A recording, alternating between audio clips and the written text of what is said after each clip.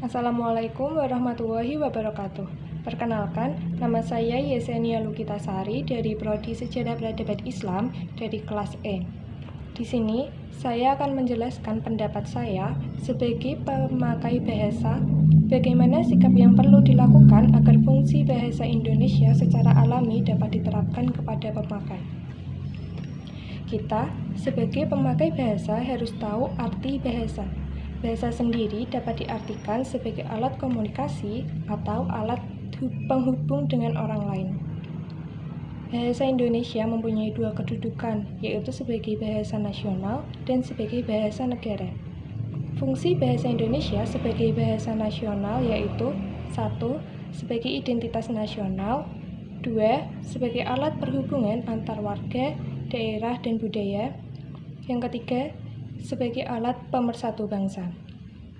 Sedangkan fungsi bahasa Indonesia sebagai bahasa negara ialah 1. Sebagai bahasa resmi kenegaraan, yang kedua, sebagai bahasa pengantar pendidikan, dan ketiga, sebagai alat perhubungan tingkat nasional.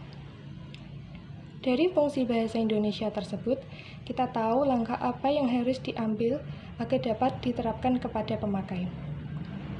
Sikap alami kita sebagai pemakai bahasa Indonesia harus mengerti dan paham terhadap bahasa yang baik untuk kita gunakan. Dengan kita menggunakan bahasa Indonesia yang baik dan benar, dapat menjadi contoh untuk orang di sekitar kita. Mengenai eksistensi bahasa Indonesia yang berkurang, dengan ini kita harus lebih meningkatkan kesadaran diri kita terhadap keadaan di sekitar, khususnya tentang berkurangnya eksistensi penggunaan bahasa Indonesia yang baik dan benar.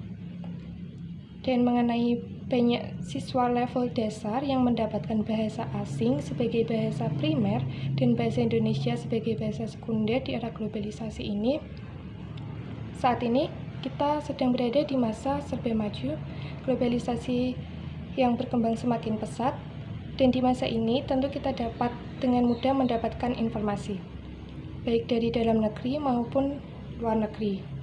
Nah, hal inilah yang menjadi salah satu faktor siswa level dasar lebih menggunakan bahasa asing daripada bahasa Indonesia.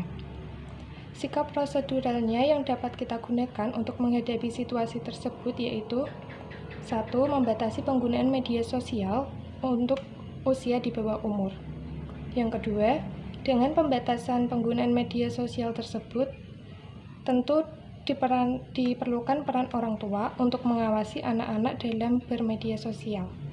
Yang ketiga, juga diperlukan peran pendidik untuk mengenalkan dan mengarahkan siswanya tentang penggunaan bahasa Indonesia yang baik dan benar.